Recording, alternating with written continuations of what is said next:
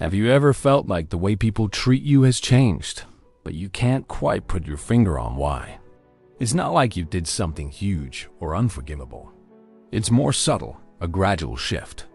One day, you just realize people don't seem to take you as seriously anymore. Well, you're not imagining it. Respect is rarely lost in a single explosive moment. Instead, it's usually eroded away, piece by piece, through small, seemingly insignificant actions that we repeat over and over again.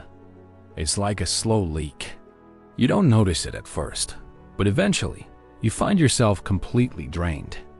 Let's talk about one of the biggest culprits: not following through. How many times have you said, "I'll send you that email. Let's grab coffee next week," or "I'll finish that project by Friday," and then you just don't? Each time you fail to match your words with actions, you're sending a message. The message is that your word isn't reliable. People learn that what you say doesn't hold much weight. It's not that they think you're a bad person.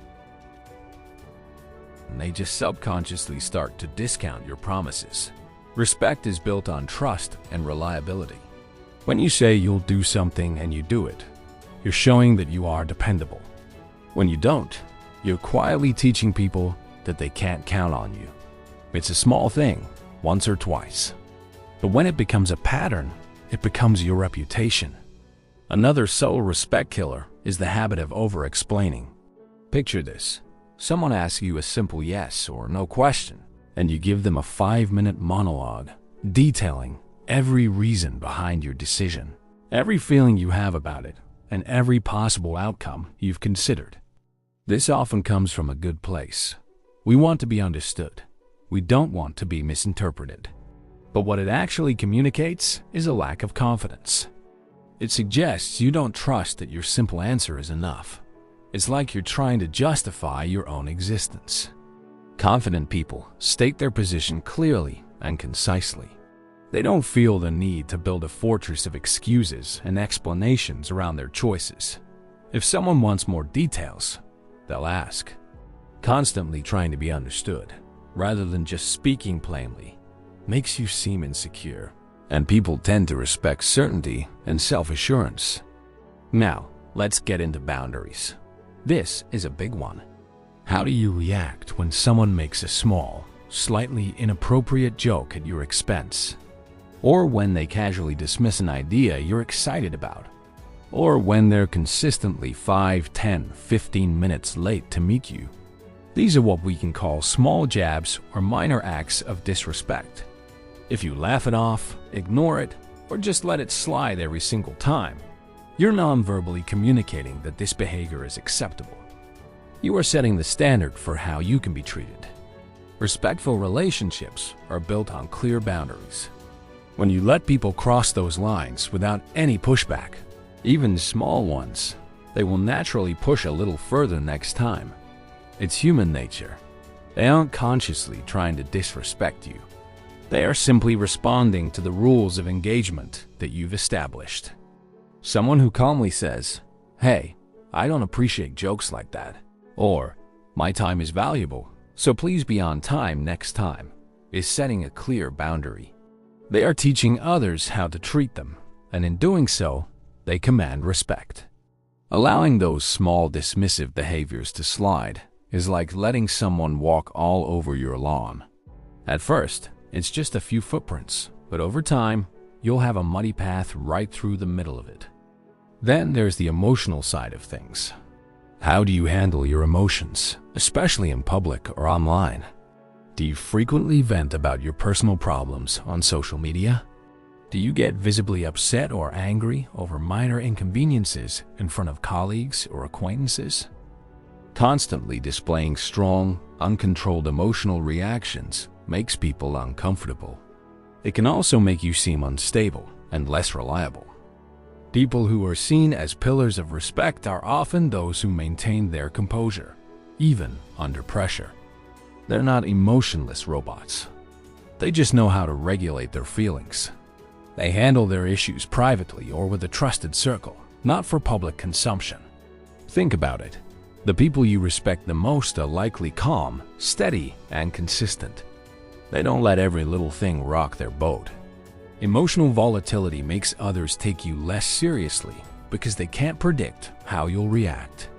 They might start walking on eggshells around you, which isn't respect, it's fear or pity. This brings us to consistency. Are you the same person no matter who you're with? Or do you find your opinions, your personality, and even your values changing, depending on the room you're in? We all adapt to social situations to some degree. That's normal. But when you become a chameleon, constantly shifting to please others or to fit in, people notice. They see that you don't have a strong inner core or a solid sense of self. It's hard to respect someone when you don't know who they really are. People who are consistent, who stand for something, and who aren't afraid to be themselves are magnetic. They are predictable in the best way possible. You know what you're getting. Their authenticity is a sign of strength and integrity. This doesn't mean being rigid or unwilling to learn and grow. It means having a foundation of values and character that remains steady. When your stance changes with the wind, people stop trusting your judgment, and by extension, they stop respecting you as an individual. The most tragic part of this whole process is that most of us don't even notice it's happening. This erosion of respect is a silent process. It happens in the background of our daily lives. You don't get a notification that says, "Your respect level with Sarah has dropped by 10% because you canceled plans again." You only notice it much later, when you realize people are interrupting you more, ignoring your emails, or just not giving your opinions the same weight they used to. The change has already happened, and you're left wondering what went wrong. It's only by looking back, by connecting the dots between all those small actions, the broken promises, the over-explaining, the weak boundaries, the emotional outbursts, and the inconsistency, that you can finally see the full picture. So, what's the takeaway here? It's about self-awareness. It's about understanding that respect isn't just given.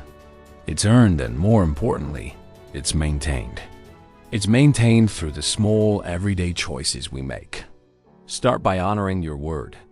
If you say you'll do something, do it. Practice speaking with conviction and confidence, without the need for endless justification. Learn to set and enforce healthy boundaries, calmly and firmly. Manage your emotions and choose your battles wisely. And above all, be authentically and consistently you. Building and maintaining respect is a marathon, not a sprint. It's a quiet daily practice. And by paying attention to these small details, you can stop the slow leak and start building a foundation of respect that is solid and lasting. Thanks for watching. If this video resonated with you, give it a thumbs up and consider subscribing for more content on personal growth and self-improvement. Let me know in the comments which of these points you found most insightful. See you in the next one.